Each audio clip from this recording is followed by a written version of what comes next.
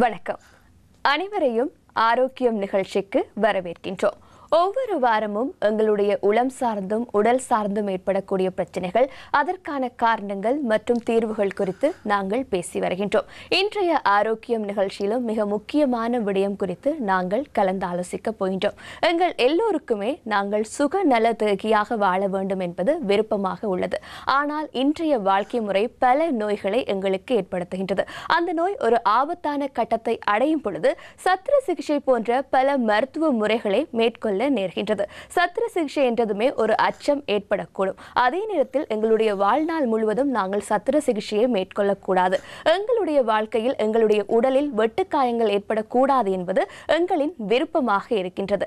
ஆனால் இப்படியான ஒரு வாழ்க்கை முறையை நாங்கள் எவ்வாறு வாழ்வது, அதற்கான வழிமுறைகள் என்னவாக இருக்கின்றன என்பது தொடர்பாகத்தான் இன்றைய ஆரோக்கியம் நிகழ்ச்சியில் நாங்கள் முழுமையாக பேசப் போகின்றோம். இன்று எம்மோடு இணைந்திருக்கின்றார் சத்திர சிகிச்சை நிபுணர் புவனேந்திரநாதன் ஆதவன் அவர்கள். வணக்கம். வணக்கம். உங்களை நாங்கள் ஆரோக்கியம் நிகழ்ச்சிக்கு வரவேற்கின்றோம். நீங்கள் ஒரு சத்திர சிகிச்சை நிபுணர். உங்களிடத்தில் நாங்கள் முதலாவதாக கேட்கப் போகின்ற ஒரு கேள்வியாக இருக்கின்றது, ஒரு மனிதர் சத்திர சிகிச்சை செய்து கொள்ளாமல் வாழ்க்கையில் வாழ முடியுமா? அது ஒரு ரெண்டு விதமாக காம்ப்ளிகேட்டடான கேஸ்.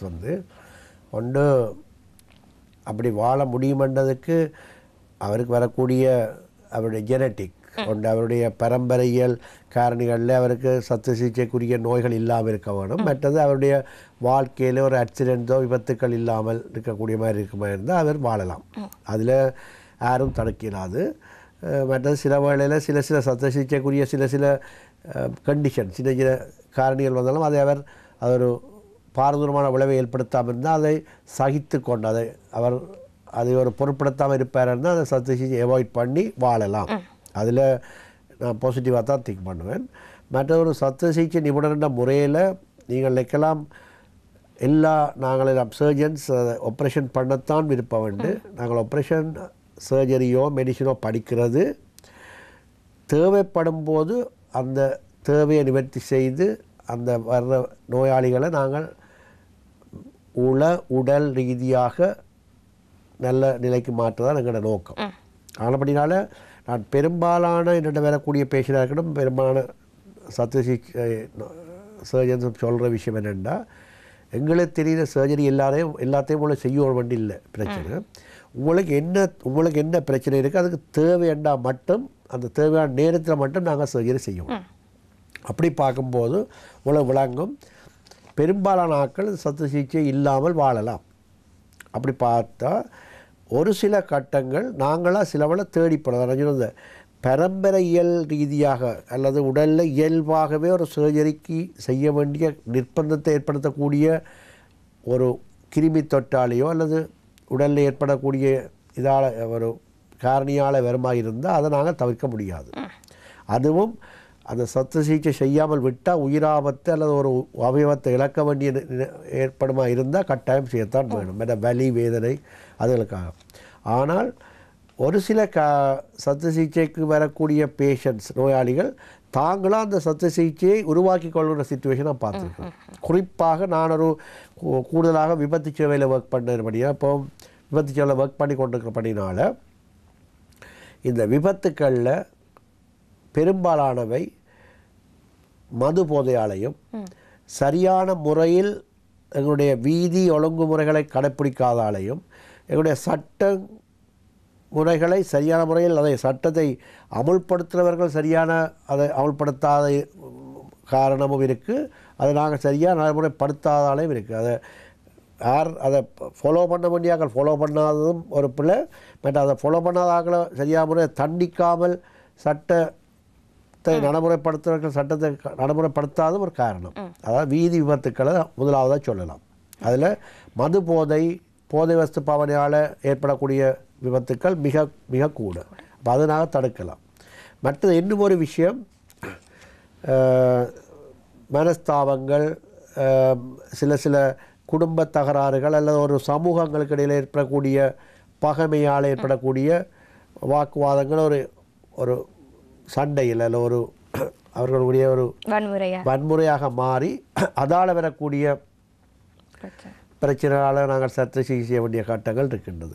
இதில் கூடுதலாக குடும்பத்தில் ஏற்படக்கூடிய சகலால் பெண்கள் பாதிக்கப்படுறதும் குழந்தைகள் பாதிக்கப்படுறதும் அது அபியூஸ்ன்னு சொல்லுவாங்க, அபியூஸ் பண்ணப்படுறது அது அதுவும் ஒரு காரணம் எங்களோட விபத்து சேவையில் வரக்கூடிய. இது உண்மையாக தவிர்க்கப்பட முடியும். அப்போ நீங்கள் கேட்ட கேள்வியில் சத்த சிகிச்சை இல்லாமல் வாழலாமன்னா நாங்கள் எங்களுடைய சமூக ஒழுக்க விழுமியங்களை சரியாக கடைப்பிடித்தால் பெரும்பாலான நாங்களாக தேடிக்கொள்ளுகிற சில சத்த சிகிச்சைகளை இல்லாமல் பண்ணலாம்.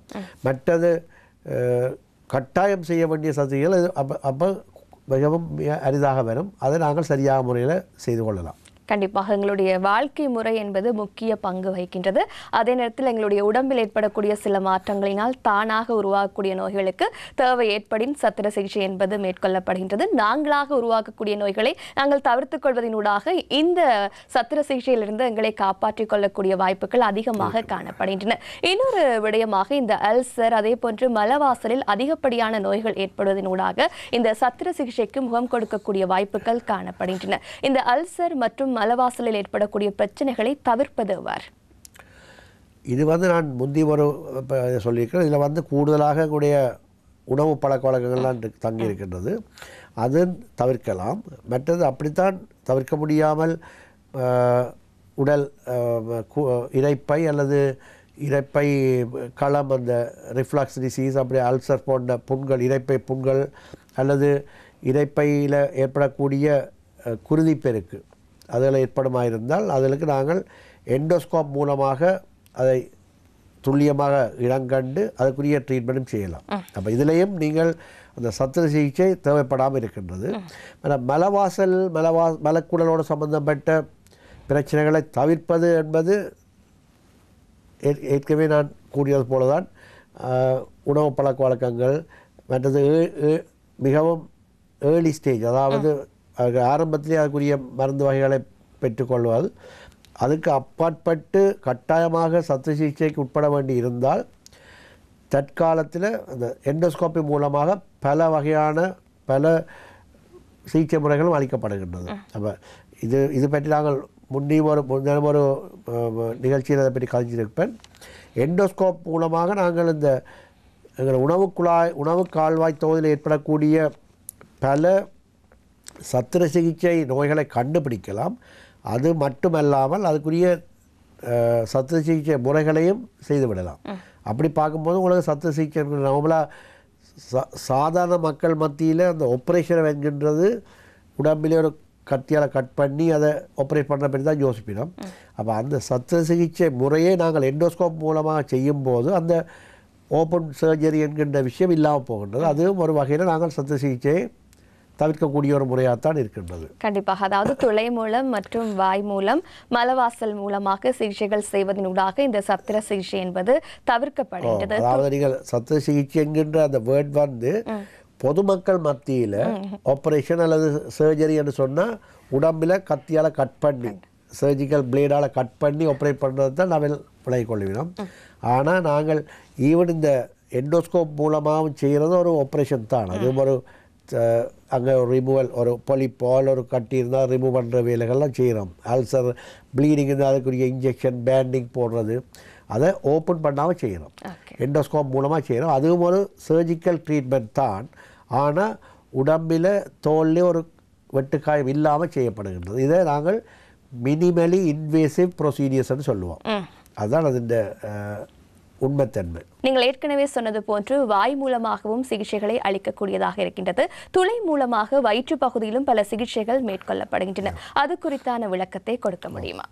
இல்லை, முதல் ஆரம்பத்தில் நாங்கள் ஓப்பன் சர்ஜரிஸ் தான் செய்து கொண்டு இருந்தது. அதுக்கு பிறகு நாங்கள் ஸ்டூடெண்ட்ஸ் பீரியட் அதுக்கு பேர்ந்து இந்த எண்டோஸ்கோப் என்கின்ற முறையில் கூட டயக்னோஸ்டிக் கூட ஒரு நோயை கண்டறிகிற முறைகளை தான் பாவிச்சு அதுலேயும் இப்போ லேட்டஸ்ட்டாக அதுலேயும் பல தெரப்பியூட்டிக் அதாவது சிகிச்சை முறைகளையும் செய்யக்கூடியதாக இருக்குது. அதுக்கு பிறகு அடுத்த ஸ்டெப்பாக தான் இப்போ இந்த லெப்பஸ்கோப் என்கின்ற விஷயம் வந்தது. லெப்பஸ்கோப் என்கிறது துளை மூலம் ஒரு வயிற்று பகுதியில் அல்லது எங்களுடைய எந்த பகுதியிலையும் எந்த ஒரு அந்தந்த ஸ்பெஷலிஸ்ட் இப்போ நாங்கள் கூட ஜென்ரல் சர்ஜன்ஸ் குடல் இரைப்பை உணவு குழாய் அந்த இருக்கிறபடினால நாங்கள் கூட வயிற்று பகுதியை பற்றி யோசிக்கிறேன். ஒரு தொரசிக் சர்ஜன் நெஞ்சு பகுதியில் துளை போட்டு செய்வினோம். ஒரு ஆர்த்தோபெடிக் சர்ஜன் அவர் அந்த ஜாயிண்ட்டுகள் ஆர்த்ரோஸ்கோப்பின்னு சொல்லுவோம், அந்த ஜாயிண்ட்டுகள் நீ ஜாயிண்ட் அல்லது ஷோல்டர் ஜாயிண்ட் அதில் அந்த துளைகள் மூலம் செய்வினோம். மற்றது கைனகாலஜிஸ்ட் அதாவது பெண்ணியல் நிபுணர்கள் வந்து அவையிலும் வயிற்று இடுப்பு பகுதியில் துளைகள் முடிஞ்சிடும். அப்போ அவை எந்தெந்த ஸ்பெஷலிஸ்ட்டோ அவை அந்தந்த ஏரியாவில் துளைகள் மூலம் கேமராவை ஒரு துளையின் மூலம் கேமராவை செலுத்தி மற்ற துளைகள் மூலம் அந்த ஆப்ரேட் பண்ணுற உபகரணங்களை செலுத்தி பெரிய வெட்டுக்காயம் இல்லாமல், குறிப்பாக இந்த துளைகள் வந்து பெரும்பாலான துளைகள் 5 மில்லிமீட்டர், 5 துளைகள் போட வேண்டி வந்தால் அதில் 3 5 மில்லிமீட்டராக இருக்கும், 10 1 சென்டிமீட்டராக இருக்கும், 10 மில்லிமீட்டராக இருக்கும். சிலது வேலையில் 12 மில்லிமீட்டராக போடுவோம், 12 மில்லிமீட்டர் அது 1.2 சென்டிமீட்டராக போடுவோம். அப்போ உங்களுக்கு விளங்குது எவ்வளோ சின்ன ஒரு துளை உண்டு.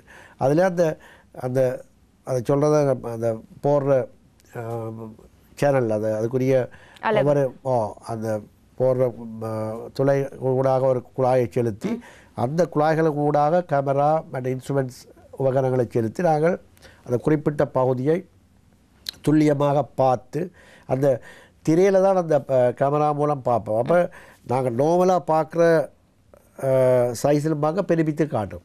இப்போ எங்களுக்கு நாங்கள் ஒரு குறிப்பாக ஒரு அப்பெண்டிக்ஸ் குடல் வளரியை அகற்றுவதாக இருந்தால் நாங்கள் ஓப்பன் சர்ஜரி செய்யும்போது சில வேளை அப்பெண்டிக்ஸை பார்க்குறதுக்கு கஷ்டமாக இருக்குது. சின்ன ஒரு அப்பெண்டிக்ஸ் அது அந்த மசில்ஸை இழுத்து போய் ஓப்பன் பண்ணி பார்க்க வேணும். ஆனால் இந்த லேப்ரோஸ்கோப்பில் பார்க்கும்போது மிகவும் துல்லியமாக அந்த ஸ்க்ரீனில் கேமரா மூலம் பார்க்கும்போது அது கொஞ்சம் பெருப்பித்து காட்டும். அதை மேக்னிஃபை பண்ணி காட்டும்போது மிக துல்லியமாக அந்த பிளட் வெசல்ஸ் எல்லாம் சரியான முறையில் அதை லைகேட் பண்ணி கிளிப்ஸ் போட்டு அந்த அப்பெண்டிக்ஸையும் அகற்றலாம். அதே மாதிரி தான் பித்தப்பை, அதே மாதிரி குடல்ட பகுதிகள், பெருங்குடல்ட பகுதியாக இருக்கலாம், சிறுகுடல் பகுதியாக இருக்கலாம், இன்னொரு பகுதியையும் ஈவன் மண்ணீரல் மற்றது இறைப்பைன்ற பகுதிகள். நாங்கள் இறைப்பைன்ற சில பேருக்கு அந்த ரிஃப்ளாக்ஸ் இருக்கும், அப்படி அவர்கள் இறைப்பையை ஒரு வளையமாக சுற்றி அவர்கள் ஃபண்டோப்ளிகேஷன் சொல்லுவோம். அப்படியான பலவிதமான சத்திய சிகிச்சை முறைகளும் துளை மூலம் செய்யலாம். அதில் வந்து போடுற துளைகள எண்ணிக்கையும் எந்த இடத்துல துளை போடணும்ன்ற வித்தியாசம் இருக்கும், ஆனால் எடுக்கிற டைமும் கொஞ்சம் வித்தியாசப்படும். அதுதான் அந்த வித்தியாசம் ஒழிய மற்றபடி ஒரே பிரின்சிபிள். பெரும்பாலும் ஒரு லேப்ரோஸ்கோப்புக்கு ட்ரெயின் பண்ணப்பட்ட எந்த ஒரு சர்ஜரும் அந்த எல்லா சர்ஜரியும் செய்யக்கூடியதாக இருக்கும். இதில் வர அட்வான்டேஜ் என்னென்னா நாங்கள் அதை ஃபுல்லாக ரெக்கார்ட் பண்ணுவோம். அது ஈவன் பேஷண்ட்ஸில் கூட நாங்கள் அதை காட்டலாம் என்னென்ன பிரச்சனை இருந்துண்டு. அப்போ மற்றது சில விஷயங்களை நாங்கள் உள்ளுக்கு போய் டிசைட் பண்ணலாம். சில வேளை லேப்ரோஸ்கோப்பில் செய்ய முடியாத விஷயங்களை ஏன் செய்ய முடியலைன்னு சொல்லி அதுக்குரிய காரணங்களை விளங்கி கொண்டு லேப்ரோஸ்கோப்பால் செய்ய முடியாத விஷயங்களை ஓப்பன் பண்ணி செய்ய வேண்டிய கட்டங்களும் இருக்குது. ஆனால் பெரும்பாலான லேப்ரோஸ்கோப்பி துளை மூலமான சர்ஜரிகள் நீங்கள் சொன்ன மாதிரி அந்த பேஷண்ட்டுக்கு இருக்கக்கூடிய அந்த பயம், அந்த சத்திர சிகிச்சை இல்லாமல் இல்லை சத்திர சிகிச்சை என்கின்ற விஷயம் நான் ஒரு வித்தியாசமான மீனிங். அது உடலில் வெட்டு இல்லாமல் செய்யறது ஓப்பன் சர்ஜரி இல்லைன்றது தான் நாங்கள் அதை சொல்கிறோம். ஓப்பன் சர்ஜரி இல்லாமல் மிகவும் சிறிய தழும்புகளோட அந்த சர்ஜரியை வெற்றிகரமாக செய்து முடிக்கலாம். மற்ற கணவர் யோசிக்கிறது ஓப்பன் சர்ஜரின்னா முழுமையாக அந்த பகுதி அகற்றிவிடும், லேப்ரோஸ்கோப் மூலமாக செய்ய ஒன்று ரெண்டு அந்த பகுதி வலிமையாக அகற்றப்படாதோ அது நிறைவாக இந்த சத்திசியை நடைபெறாதோன்ற ஒரு டவுட் இருக்கலாம். அப்படி செய்ய முடியாது. நாங்கள் எந்த ஒரு விஷயத்தையும் அறகுறையாக செய்து வரையலாது. நீங்கள் இப்போ ஒரு பித்தப்பை அகற்றுவதாக இருந்தால் அது முழுமையாகத்தான் அகற்றப்படும். அது ஓப்பன் சர்ஜரியில் எப்படி அகற்றுமோ அதே மாதிரி முழுமையாக அந்த பித்தப்பையில் இருக்கிற கற்களும் பித்தப்பையும் அகற்றப்படும்.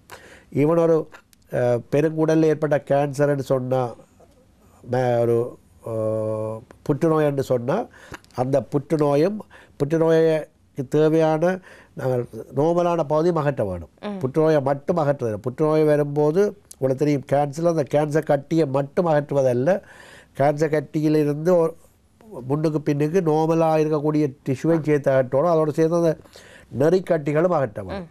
அப்போ இவன் லேப்ரோஸ்கோப்பில் செய்யும் போதும் அப்படி எல்லாத்தையும் சேர்த்து தான் அகற்றுவோம். அப்போ இதில் பேஷண்ட்ஸுக்கு அந்த சந்தேகம் பெறக்கூடாது. எனக்கு ஒரு வெத்துக்காயமெல்லாம் செய்துட்டார் டாக்டர், ஆனால் ஏதாவது கொஞ்சத்தை விட்டுட்டாரோன்ற ஒரு டவுட்டும் பெறலாம்.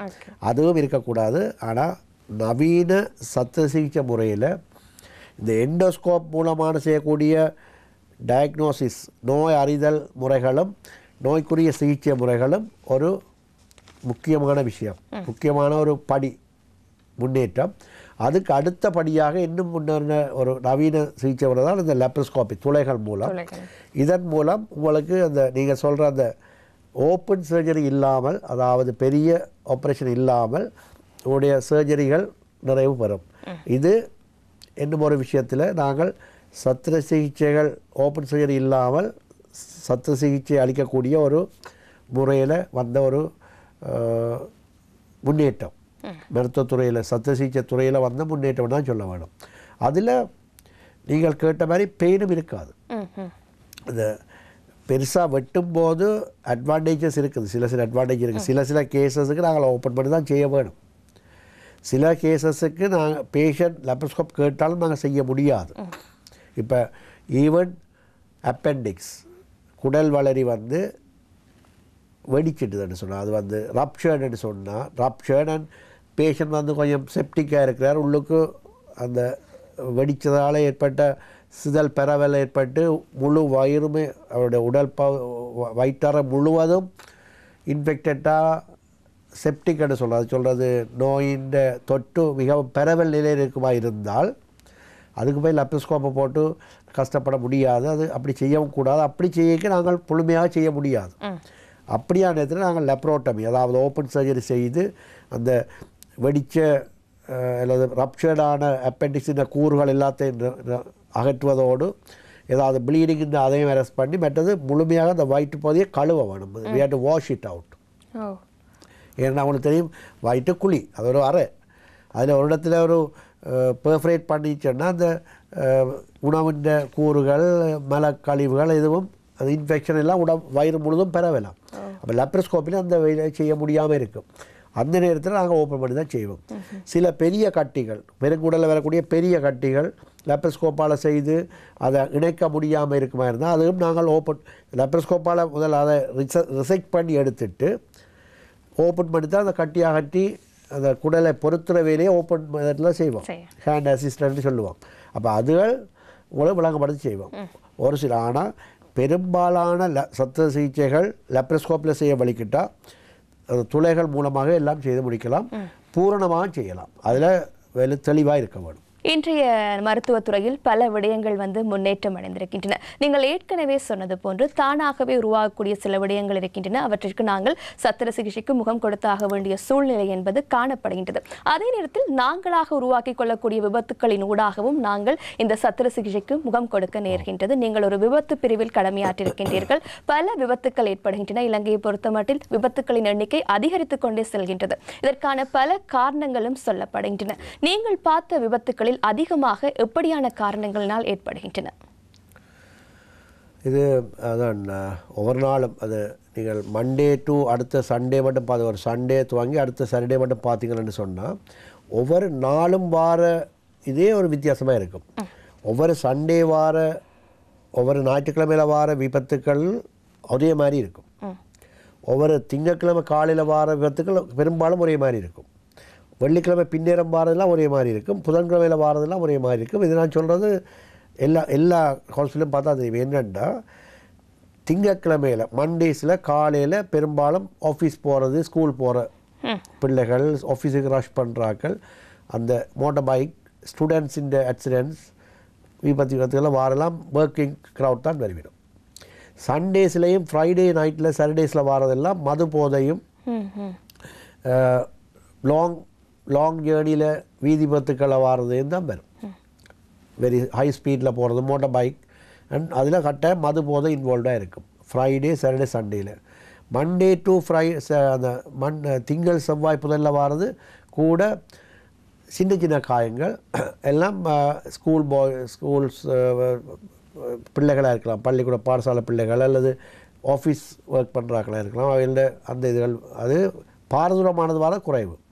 மற்றது இரவுகளில் வாரது அல்ல பின்னேற டைமாக வாரது கூட வீடுகளில் நடக்கக்கூடிய அசால்ட், அதாவது அசால்ட்ன்றது தாக்கப்படுறது.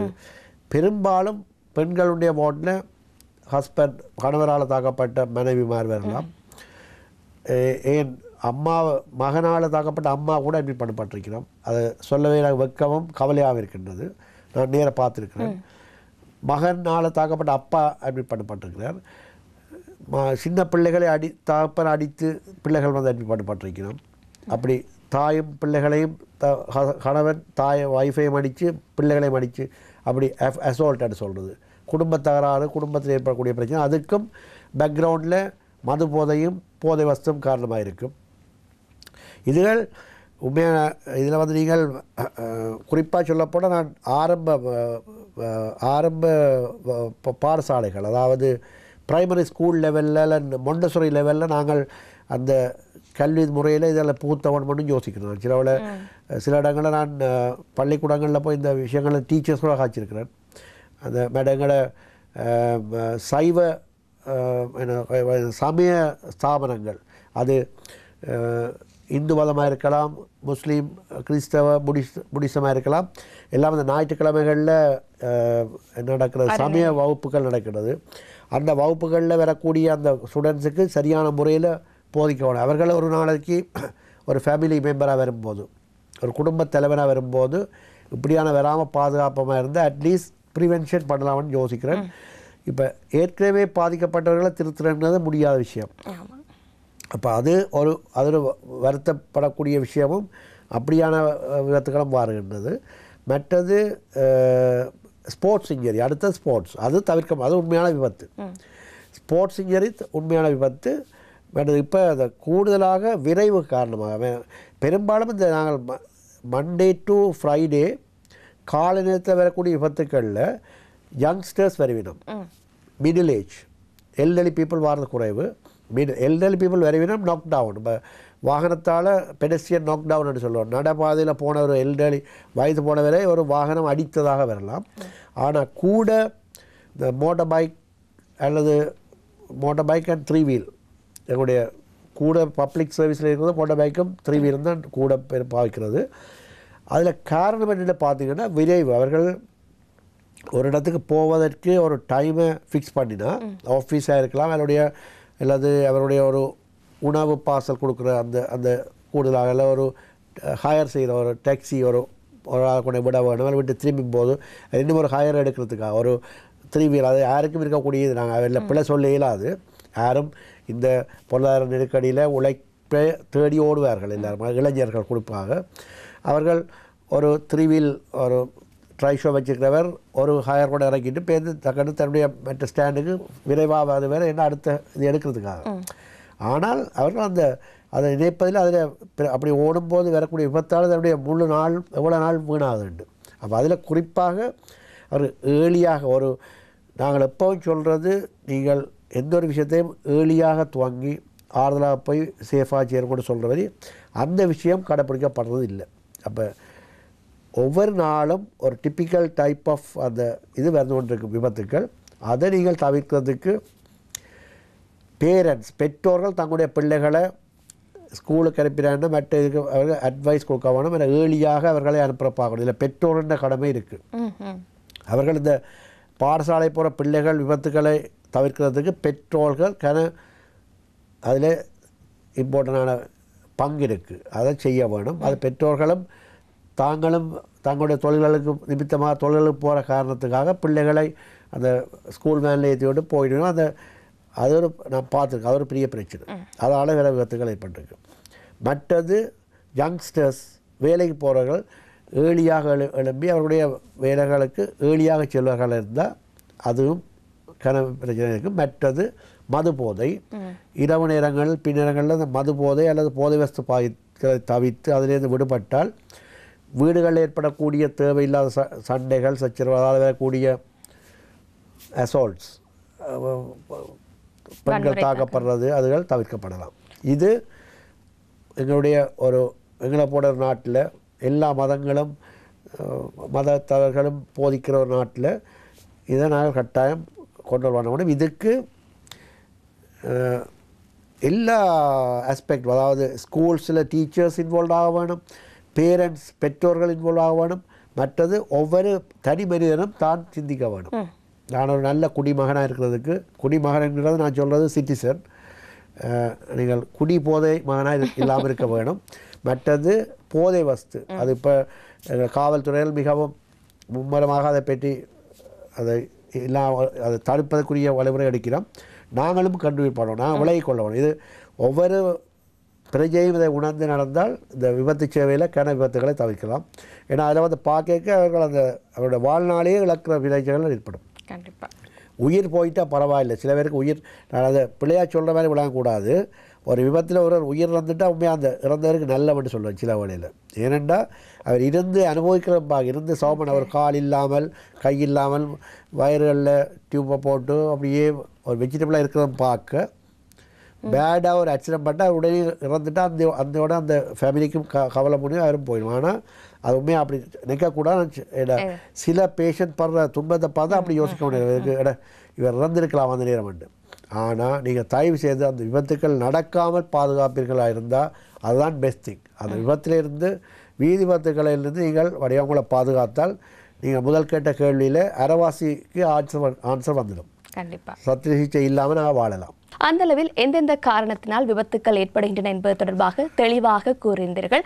அதே போன்று விபத்து ஏற்பட்ட ஒருவருக்கு எப்படியான சிகிச்சைகள் வந்து மேற்கொள்ளப்படுகின்றன?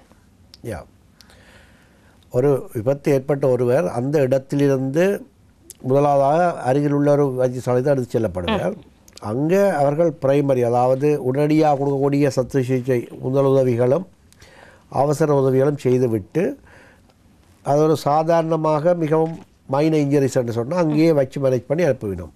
இல்லை மேற்கொண்டு வேறு சிலாவது மேற்கொண்டு அட்வான்ஸான அதீத தீவிர சிகிச்சைகள் தேவை அல்லது தேவையான சில ஸ்கேனிங், அதாவது சிடி ஸ்கேன் அல்லது வேறு ஒரு நிபுணத்துவ ஆலோசனைகள் தேவையாக இருந்தால் அங்கேருந்து அவருக்கு ஆம்புலன்ஸ் மூலம் அல்லது வாகனம் ஒழுங்கு செய்து அடுத்த ஒரு போதனா வைத்தியசாலை அல்லது ஒரு ஜெனரல் ஹாஸ்பிட்டலுக்கு அனுப்பிவிடும். அப்படி ஒரு அட்சன் சர்வீஸுக்கு வருகின்ற பேஷண்ட்ஸில் இதில் பெரும்பாலானவர்களுக்கு நாங்கள் இந்த எடுத்தோட ஆப்ரேஷன் செய்ய வேண்டிய இல்லை. நீங்கள் பார்த்த முதலாவது நாங்கள் செய்ய வேண்டியது அவர்களுடைய ப்ரீதிங், அது அவர்களுடைய உயிரை காவு கொள்ளக்கூடிய பிரச்சனைகள் இருக்கான்னு பார்க்கணும். அது நாங்கள் முதலாவது அது பிரைமரி சர்வேன்னு சொல்லுவோம். வந்த உடனே நாங்கள் மூச்சு திணறல், மூச்சு பாதையில் ஏதாவது மூச்சு அடைப்பு இருக்கா, ப்ரீதிங் நெஞ்சில் ஹார்ட் ப்ராப்ளம் அல்லது பிளட் ப்ரெஷர், ப்ளீடிங் எங்கேனா போய் கண்டிருக்கேன் எங்களுக்கு தெரியாமல். இப்போ வெளியில் ப்ளீட் பண்ணுறது வெரி ஈஸி, அது யாரும் அவரை உதவி செய்கிற ஆக்களே அதை கட்டிவிடும், ஒரு துணி எடுத்து கட்டி போட்டு தான் கொண்டு அது. ஆனால் வயிற்றுக்குழிக்குள்ளே, நெஞ்சறைக்குள்ளே, பிரெயினுக்குள்ளே ப்ளீட் பண்ணி கொண்டு இருந்தால் வெளியில் தெரியாது. அது வரும்போது சிரித்து கொண்டு கதைச்சி கொண்டும் இருப்பேன். அது கொஞ்சம் போக உள்ள ப்ளீட் பண்ண தான் டக்குனு கலாப்ஸ் ஆகலாம். அப்போ அதுயெல்லாம் நாங்கள் பார்க்க வேணும். அப்படி ஒரு சஸ்பிஷன் இருந்தால் தான் பெரும்பாலும் அவர்கள் ஒரு ஒரு தேசிய வைத்தியசாலைக்கோ அல்லது போதனா வைத்தியசாலைக்கோ அல்லது அந்த டிஸ்ட்ரிக்ட் ஜெனரல் ஹாஸ்பிட்டலுக்கு அனுப்பிவிடும். அங்கே அந்த ஸ்கேனிங் மூலம் அல்லது எக்ஸ்ரே மூலம் அல்லது சிடி ஸ்கேன் மூலமாகவும் நாங்கள் சில பேரை செய்ய வேண்டியிருக்கும். அதை விட தலை அடிபட்டு இருந்தால் அந்த பிரெயின், அந்த தலையில் அடிபட்ட அந்த பிரெயினுக்குள்ளே, அதாவது மூளைக்குள்ளே ஏற்படக்கூடிய, மூளைக்கு வெளியில் இல்லை மூளைக்குள்ளே ஏற்படக்கூடிய இரத்த கசிவால் சில சிம்டம்ஸ் இருக்குது, அதில் அந்த சைன்ஸ் இருக்குது. அதை வச்சு நாங்கள் அவருக்கு சிடி ஸ்கேன் பிரெயினும் செய்ய வேண்டி இருக்கலாம். மற்றது ஸ்பைனல் கார்டு, இந்த மூலத்திலையும் முள்ளந்தண்டு இருக்கின்றது. அதில் இந்த விபத்துக்களில் அந்த முள்ளந்தண்டு பாதிக்கப்பட்டால் எங்களை அவயவங்கள் வேலை செய்யாமல் போகலாம். அது பேரலிசிஸ்ன்னு சொல்லுவோம். நரம்பு மண்டலம் பாதிக்கப்பட்டு முழுமையாக 2 காலும் வழங்காமல் இருக்கலாம், கை 2 வழங்காமல் இருக்கலாம், 4 அவயவமே மூவ் பண்ணாமல் இருக்கலாம். அப்போ அதை உடனடியாக அதுக்குரிய சிகிச்சைகள் செய்ய வேண்டி இருக்கும். அப்போ இதெல்லாம் கூட விளங்குது. தனியாக வயிற்றில் அடிபட்டு உள்ளுக்கு ப்ளீட் பண்ணுதல், லிவர், ஈரல் அல்லது மண்ணீரல் அல்லது வேறு குடல் ஏதாவது வெடிச்சிருக்குன்னு சொன்னால் அது ஆப்ரேஷன் பண்ணத்தான் வேணும். ஆனால் பெரும்பாலும் அந்த ஸ்கேனிங் அதுகள் ஒன்று இல்லைன்னு சொன்னால் நாங்கள் அவர்களுக்கு உடனடியாக சர்ஜரி செய்ய வேண்டிய அவசியம் இல்லை. அவர்களை நாங்கள் அப்சர்வேஷன் பண்ணுவோம். அவர்கள் சேலைனோ அந்த பெயின் கில்லர் ஆன்டிபயோட்டிக் கொடுத்து வெளியில் இருக்கக்கூடிய காயங்கள் பெரும்பாலும் ஒரு சில காயங்களை நாங்கள் சாதாரண மருந்துகள் மூலம், அதில் உண்மையாக ஆப்ரேஷன் தேவையில்லை, க்ளீன் அண்ட் ட்ரெஸ்ஸிங்னு சொல்லுவோம். ஒரு சாதாரண தூய்மையான தண்ணீர், ஒரு ஏதாவது வாட்டர், சேலைன் வாட்டர், அதால் கழுவிட்டு ஒரு ஆன்டிபயோட்டிக் க்ரீமோ அதில் போட்டு நாங்கள் ட்ரெஸ்ஸிங் போடுவோம். மற்றது ஒப்சர்வேஷன், ஒரு 24 ஹவர்ஸுக்கு ஒப்சர்வ் பண்ணணும். மற்றது இந்த ரோட் டிராஃபிக் ஆக்சிடென்ட் எல்லாம் ஒரு ஒரு போலீஸ் ஒரு மெடிக்கோ லீகல் கேஸ், அது ஒரு சட்ட ரீதியான பத்திரம் நிரப்பப்பட வேணும். அதுக்காக அவர்களை வச்சுருப்போம். ஒப்சர்வ் பண்ண முடியும்னா டைமோட பிரச்சனைகள் கூடலாம் குறையலாம். அப்போ மற்றது இதில் பல பேருடைய இன்வால்மெண்ட், தனியாக சர்ஜன் மட்டும் அல்ல. ஜென்ரல் சர்ஜன் மட்டும் மேனேஜ் பண்ணுவதல்ல. எலும்பு முறிவு இருந்தால் ஆர்த்தோபெடிக் சர்ஜன் பார்ப்பினோம், எலும்பு முறிவு சம்பந்தமானவர்கள். ஒரு வெசல்ஸ், அதாவது பிளட் வெசல்ஸில் பிரச்சனை இருந்தால் வாஸ்குலர் சர்ஜன் இன்வால்வ் ஆக வேண்டி வரும். பிரெயின் சம்மந்தமான நியூரோ சர்ஜன் பார்க்க வேண்டி வரும். மற்றது தொரசிக் சர்ஜன், அப்படி பிளாஸ்டிக் சர்ஜன், நம்ம பேர்ன் வரும், சில எரிவு, சில பேர் சூசைட் அட்டம், அதாவது தாங்களாகவே தங்களுக்கு கொளுத்திட்டு வருவோம். சில பேர் ஆக்சிடெண்ட்டாக பேர்ன் பண்ணலாம் எலக்ட்ரிக்யூஷனில். அப்போ இதுகளெல்லாம் நாங்கள் வேறு ஆக்குபேஷனல் ஹசார்ட், முதல் சொல்ல விஷயத்தில் இன்னும் ஒன்று இருக்குது, வேலை செய்கிற இடங்களில் வரக்கூடிய விபத்துக்கள். அது இன்னும் ஒரு காமன் திங். இப்போ பெரிய மாடி கட்டட வேலைகள் இருப்பவர்கள் மேலேருந்து விழலாம். மற்றது வேலை செய்கிற இடங்களில் ஃபயர் ஏற்பட்டு அந்த எலக்ட்ரிக்யூஷனில் வரலாம். அதுகள் எல்லாம் அதுக்குரிய பிளாஸ்டிக் சர்ஜனோ அதெல்லாம் நாங்கள் அதுக்குரிய துறைசார் நிபுணத்துவத்துக்கு ரிஃபர் பண்ணி எல்லாரையும் பார்ப்போம். இஎன்டி சர்ஜன், கூடுதலாக முகத்தில் ஏற்படக்கூடிய ENT surgeon, dental surgeon, OMF surgeon, ஒவ்வொரு துறைக்கும் உரிய நிபுணத்துவத்தை நாங்கள் காட்டி தான் அனுப்புவோம். அப்போ ஒவ்வொரு பேஷனும் ஆக்சிடென்ட் பட்டு வந்து அதுக்குரிய ஃபுல் ட்ரீட்மெண்ட், அது பெரிய ஒரு ஸ்பெக்ட்ரம், ஸ்பெக்ட்ரம்னா ஒரு நீண்ட பட்டியல், அது நிறைய பேர் உள்ளடக்கியது. ஆனால் அதில் எது தேவையோ அதை நாங்கள் செய்து அனுப்புவோம். அது உங்களோட பிரச்சனை இல்லை. நீங்கள் இதை அது எப்படி சிலவிட எல்லா ஸ்பெக்ட்ரம் நாங்கள் எல்லோரும் பார்த்தாலும் சில விஷயங்கள் எங்களால் செய்ய முடியாமல் இருக்கும். சிலது பெர்மனன்ட் டேமேஜ். இப்போ வரும்போதே அவர்களுடைய அந்த முள்ளந்தாண்டில், அதாவது முள்ளந்தாண்டு ஸ்பைனல் கார்டில் டேமேஜ் பெர்மனண்ட்டாக டிரான்சாக்ஷன்டா அது தானாக ஹீல் பண்ணாலே ஒன்றும் செய்ய முடியாது. ஆர்த்தோபெடிக் சர்ஜனோ நியூரோ சர்ஜனோ அதை ஃபிக்ஸ் பண்ணுறதால ஒன்றும் பெருசாக அது தானாக டேமேஜ் ஆனால் டேமேஜ் தான். மற்றது சில கண்ணில் ஒரு ஆசிட் பட்டு கண் ஃபுல்லாக டேமேஜ் ஆகினா இப்போ ஐ சர்ஜன் வந்து ஒன்றும் செய்யலாது. அப்போ சில விஷயங்கள் அப்படித்தான். நம்ம ஸ்ப்ளீன் அடிபட்டு தானே நாங்கள் ஸ்ப்ளீனை அகற்ற தான் வேணும். ஏன்னா ஸ்ப்ளீனை விடையில அதை ப்ளீட் பண்ணும், ஸ்ப்ளீனை அகற்ற வேணும்.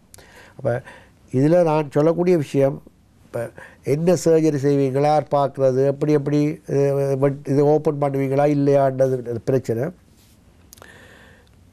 வீதி விபத்துக்களை ப்ரிவென்ட் பண்ணுறதான் பெஸ்ட்டு. அது இந்தியா நீங்கள் கேட்ட டாப்பிக்கில் முக்கியமான இந்த சத்திர சிகிச்சை இல்லாமல் வாழணும்னு சொன்னால் அது உங்களோட கையில் இருக்கிற ஒரே ஒரு விஷயம் வீதி விபத்துக்களை தவிர்க்கிறது. அதுக்கு உண்மையான விபத்துக்கள் இருக்குது. விபத்துன்றது விபத்து தான், ஆக்சிடென்ட், ரியல் ஆக்சிடென்ட். சிலது நாங்களாக தேடி போய் ஆக்சிடென்ட் ஆகிறதான் நான் கதைக்கிறேன். அதை செய்யாமல் இருந்தீங்கன்னா நாங்கள் உண்மையாக வார ஆக்சிடெண்ட்டை வடிவாக பார்க்கலாம், தேவையில்லாத சத்திர சிகிச்சை இல்லாமல் வாழலாம். கண்டிப்பாக. அதாவது விபத்துக்களை தவிர்ப்பதன் மூலமாக நாங்கள் இப்படியான சத்திர சிகிச்சைகளை தடுத்துக் கொள்ள முடியும். அதே போன்று விபத்தின் தன்மையை பொறுத்து அது சார்ந்த சிகிச்சை என்பது மருத்துவத்தின் மூலமாக வந்து அளிக்கப்படுகின்றது. அதே நேரத்தில் பார்த்தால் எல்லோருக்குமே இருக்கக்கூடிய இன்னொரு அச்சம், அதாவது சத்திர சிகிச்சைக்கு முகம் கொடுக்க நேரிட்டால் வலி, அதே போன்று வெட்டுக்காயத்தினால் ஏற்படக்கூடிய தழும்பு என்பது வாழ்நாள் முழுக்க இருந்து விடுமோ என்கின்ற அச்சத்தினூடாகவே அதனை எதிர்கொள்ள வந்து பயப்படுகின்றார்கள். அந்த தழும்பு குறித்தான விளக்கத்தை கொடுக்க முடியுமா? அதான் சத்திர சிகிச்சை செய்யும்போது ஈவன் அது லெப்ரோஸ்கோப்பாக இருந்தாங்கன்னா ஓப்பனாக இருந்தாலும் நாங்கள் ஒரு கட் பண்ணத்தான் வேணும். சின்ன தழும்போ பெரிய தழும்போ கட் பண்ண வேண்டி வரும். கட் பண்ணே உங்களுக்கு சொன்ன மாதிரி பெயின் இருக்கும் தான். பெயின் ஆரம்பத்தில் மிகவும் கூடுதலாக இருக்கும். அதுக்கு தான் அவர்களை வார்டில் அட்மிட் பண்ணி வச்சுருக்கிறது. இன்ஜெக்ஷன் மூலமாக பெயின், அந்த வலி மாத்திரைகளை இன்ஜெக்ஷன் மூலமாக கொடுத்து மிகவும் அதீத வலி மாத்திரைகள் மூலம் அந்த ஆரம்பத்தில் இருக்கிற அதீத வலியை இல்லாமல் பண்ணலாம். அவர்கள் வீடு செல்லும் போது மாத்திரைகள் மூலம், சாதாரண பேராசிட்டமால் போன்ற மாத்திரைகள் மூலமே அவர்களை வலியை இல்லாமல் பண்ணிடலாம். ஆனால் நீங்கள் கேட்ட தழும்பு ஒரு பிரச்சனை தான். தழும்பு வந்து ஆரம்பத்தில் தழும்பாக இருக்காது. அது பேர் ஹீல் பண்ண அப்புறம் தான் தழும்பும் தெரியும். அந்த ஸ்கார் அண்ட் சர்ஜிக்கல் ஸ்கார் அது சில பேருக்கு ஹைப்பர்ட்ரோஃபி ஆகலாம், வளரத்துவாங்கலாம். வளர்ந்து கொஞ்சம் அதுவும் இந்த கழுத்தில் தைராய்டு ஆப்ரேட் பண்ணார்கள், மார்பில் ஆப்ரேட் பண்ணவங்களுக்கு, சில பேருக்கு வயிற்றில் அந்த தழும்பு வந்து வெளியில் தெரியும், புரியுமா தெரியுது. அது சில பேருக்கு தான் அப்படி வரலாம். சில பேருக்கு இந்த இன்ஜெக்ஷன் போட்ட இடத்துலேயே தழும்பு இருக்கும். நீங்கள் பார்த்துருப்பீங்க, தடுப்பூசி போட்ட இடங்களில் கூட தழும்பு இருக்கும். அது அவர்களுடைய உடல் தன்மை, தோல்னு தன்மை, அது கீலாய்ட் ஃபார்மேஷன் அப்படியாக வரும்போது அதுக்குரிய சிகிச்சை முறைகள் இருக்குது. அது நீங்கள் ஒரு பிளாஸ்டிக் சர்ஜனை பார்த்தீங்கன்னா அதுக்குரிய இன்ஜெக்ஷன் இருக்குது, அல்லது அதை ரிமூவ் பண்ணி வேறு வழியிலே அதை செய்யலாம். மற்றது இன்னொரு பிரச்சனை தான் தழும்பு கூடாக ஹேர்னியா வாரது. அது சொல்கிறது இன்சிஷனல் ஹேர்னியா. ஏன்னா இப்போ வயிற்று நாங்கள் ஓப்பன் பண்ணி தையல் போட்ட பிறகு அந்த வெட்டின இடம் மற்ற இடத்துலமாக வீக்கான பாயிண்டாக இருக்கும். உடம்பில் ஈவன் சிசேரியன் செக்ஷன், நீங்கள் குழந்தை பேர் கிடைக்கிற பெண்களுக்கு கூட சிசேரியன் செக்ஷனுக்கு கூடாக ஹேர்னியா வரலாம், தொப்புள். அப்போ அந்த தழும்புகளுக்கு கூடாக ஒரு ஆப்ரேஷனுக்கு உட்படாதான், ஆப்ரேஷனை அவாய்ட் பண்ணுறேன்னு எல்லாம், ஆனால் ஆப்ரேஷனுக்கு போன பிறகு அந்த தழும்புகளுக்கு கூடாக சிலவர்களுக்கு ஹேர்னியேஷன் வரலாம். ஏன்னா அந்த வெட்டின இடத்துல ஒரு வீக் பாயிண்ட் இருக்க முடியாது. அதுக்கும் நாங்கள் பேருந்து சிலவில் ஹேர்னியல் ரிப்பேர் செய்ய வேண்டி வரலாம், மெஷ் வச்சு. அந்த அதுவும் ஒரு பிரச்சனை. அப்போ தழும்பில் வரக்கூடிய பிரச்சனைன்னு பார்த்தா அது அதனோட அப்பியரன்ஸ் பெயின் இருக்கலாம், கீலாய்டு அதுகள் அதிக ஆரம்பத்திலேயே காட்டினீங்கன்னா அது செய்யலாம். ஆனால் அதுக்காக ஆப்ரேஷனை தவிர்க்க முடியாது தான். ஆனால் இந்த தழும்பு பிரச்சனை உள்ளவர்கள், கீலாய்ட் போன்ற இருப்பவர்கள் நாங்கள் 7 அளவு ஆப்ரேஷனை தவிர்த்துக் கொள்வோம், அல்லது பெரும்பாலும் சர்ஜரியை ஹீ ஹோல் மூலமாக செய்ய பார்ப்போம். ஓகே, இந்த தழும்பினூடாக ஏற்படக்கூடிய இன்ஃபெக்ஷனுக்கு பல நிவர்த்திகள் வந்து காணப்படுகின்றனவா? தழும்பில் ஏற்படக்கூடிய இன்ஃபெக்ஷன் ஆரம்ப காலத்தில் தான் வரும். அது ஆப்ரேஷன் நடந்து ஒரு ஃபியூ டேஸுக்கு உள்ளே தான் வரும். இப்போ நீங்கள் ஒரு ஆளுக்கு நாங்கள் ஒரு லெப்ரோட்டமியோ அப்பெண்டிசெக்டமி செய்திருந்தவன்டா, குடல் வளரி அகற்றியிருந்தால், இப்போ இன்றைக்கு ஒரு நாள் அகற்றியிருக்கிறவன் சொல்லுவோம், ஒரு செய்ய வேண்டிய ஒரு மண்டே அகற்றிக்கிறவன் சொல்லுவோம். ஏன்னா அவருக்கு அந்த வீட்டை போகிறதுக்கு இடையில் புதன்கிழமையில் வியாழம் அந்த ஒரு கிழமைக்குள்ளே வரலாம், அல்லது இன்னும் ஒரு கிழமை தாண்டி ஒரு 10 நாளைக்குள்ளே வரலாம். ஒழிய எல்லாம் மாறினா அப்புறம் வராது. அப்போ அந்த முதல் ஓரிரு வாரங்கள் கவனமாக இருந்தால் சரி. அதுக்குள்ளே இன்ஃபெக்ஷன் வந்தால் அதை ட்ரீட் பண்ணுறதுக்கு முறைகள் இருக்குது. அந்த தழும்பின் பகுதியில் உள்ள ஸ்டிச்சஸை ரிமூவ் பண்ணி அதை க்ளீன் பண்ணி அதுக்குரிய ஆன்டிபயோட்டிக்கை மாற்றி கொடுத்து அந்த தழும்பை இருக்கிற இன்ஃபெக்ஷனை இல்லாமல் பண்ணிவிட்டு திருப்பியும் அந்த தழும்பை தையலோ அல்லது கிளிப்ஸ் மூலமாக அதை நாங்கள் க்ளோஸ் பண்ணலாம். அது ஆப்ரேஷன் நடந்து ஓரிரு வாரங்களுக்குள்ளே வரக்கூடிய ஒரு காம்ப்ளிகேஷன், இன்ஃபெக்ஷன் வாரது, நோய் கிருமி தொற்று வாரது. ஓகே, நாங்கள் இன்றைய தினம் முழுமையாக ஒரு மனிதர் சத்திர சிகிச்சை செய்து கொள்ளாமலே ஆரோக்கியமாக வாழ முடியுமா என்கின்ற கேள்விக்கு பல விடைகளை நீங்கள் வழங்கியிருந்தீர்கள். இறுதியாக நீங்கள் மக்களுக்கு சொல்லக்கூடிய அறிவுரை என்னவாக இருக்கும் இது சார்ந்து? அதான் இதில் வந்து இந்தியன் டாப்பிக்கில் நீங்கள் கேட்ட முதலாவது கேள்வி சத்திர சிகிச்சை. நான் ஒரு சத்திர சிகிச்சை நிபுணரையே கேட்ட நீங்கள் சத்திர சிகிச்சை இல்லாமல் எப்படி மக்கள் வாழலாம்னு. அது சாத்தியம் இல்லைத்தான், பெரும்பாலும் இருக்கலாம். ஆனால் சத்திர சிகிச்சைக்குரிய பிரச்சனைகளை தவிர்க்கக்கூடிய நடைமுறைகள் என்று பார்த்தா உணவு பழக்க வழக்கங்களை ஒழுங்காக கடைப்பிடித்தால் உணவு குழாயில் ஏற்படக்கூடிய சத்திர சிகிச்சை நோய்களை இல்லாமல் பண்ணலாம். மற்றது மதுபானம் போதை வஸ்து அவாய்ட் பண்ணுறதால உணவு குழாயில் ஏற்படக்கூடிய பிரச்சனைகளும் இல்லாமல் போகும், அதே நேரத்தில் வீதி விபத்துகளும் இல்லாமல் போகும். மற்றது சில சத்திர சிகிச்சைக்குரிய காரணிகளை அந்த உங்களுடைய சர்ஜன் இதை ஆப்ரேட் பண்ண வேண்டிய அவசியம் இல்லை, இது ஒரு சாதாரண கட்டிதானா அதை நீங்கள் ஏற்றுக்கொண்டு அதோடைய வாழப்பழகினாலும் சத்திர சிகிச்சையை அவாய்ட் பண்ணலாம். சில கொழுப்பு கட்டிகள் உடலில் இருக்கும், அதை அசிங்கமாக இருக்கு வெட்டி விடுங்கன்னு சொல்லி கேட்டால் ஆப்ரேட் பண்ண தான் வேணும். இது கேன்சர் இல்லைன்னா அதுக்குரிய டெஸ்ட் இருக்குது, அதை செய்து போட்டு அதை கேன்சர் இல்லைன்னா அதை தவிர்த்து கொள்ளலாம். மற்றது எங்களுடைய ஒவ்வொருவரும் தங்களுடைய ஒழுக்க விளிம்பியங்களை கடைப்பிடிக்க வேணும். பெற்றோர் தங்களுடைய குழந்தைகளை சரியான முறையில் வளர்க்க வேணும், அறிவுரையோட தேவையில்லாத நோய்களை தவிர்க்கவும். மற்றது வீதி விபத்துக்கள், சண்டை சச்சரவுகள் அவர்களை தவிர்க்க வேணும். மற்றது குடும்பத்தில் வரக்கூடிய பிரச்சனைகள் அதுகளை நீங்கள் கலந்தாலோசித்து கூடுதலாக அது ஒரு வன்முறையாக மாறாமல், அது ஒரு சமூக பிரச்சனையாகவோ ஒரு வன்முறையாக வடிக்காமல் எந்த ஒரு கட்டத்தையும் நாங்கள் தவிர்ப்பமாக இருந்தால் சத்திர சிகிச்சை கூடங்களை நாங்கள் நிரப்பாமல் இருக்கலாம். குறிப்பாக வீதி விபத்துக்களும் ஆக்சிடென்ட் சர்வீஸை நாங்கள் ஃப்ரீயாக வச்சிருக்கலாம். இன்றைய உலகில் நாங்கள் சத்திர சிகிச்சை செய்து கொள்ளாமல் வாழ்வது என்பது சாத்தியமில்லை என்றாலும் எங்களுடைய சரியான பழக்க வழக்கங்களினூடாக பல சத்திர சிகிச்சைகளை நாங்கள் தவிர்த்து கொள்ள முடியும் என்பதுதான் இன்று எங்களுக்கு வைத்தியர் கூறிய அறிவுரையாக இருக்கின்றது. இன்றைய நிகழ்ச்சியில் எம்மோடு இணைந்து பல தகவல்களை பகிர்ந்து கொண்ட சத்திர சிகிச்சை நிபுணர் புவனேந்திரநாதன் ஆதவன் அவர்களுக்கு எங்களுடைய நன்றியை நாங்கள் தெரிவித்துக் கொள்கின்றோம். நன்றி. நன்றி, வணக்கம். நோயற்ற வாழ்வே குறைவற்ற செல்வம். இப்படியான செல்வத்தோடு எங்களுக்கு வாழ வேண்டும் என்பதுதான் அதீத விருப்பமாக இருக்கின்றது.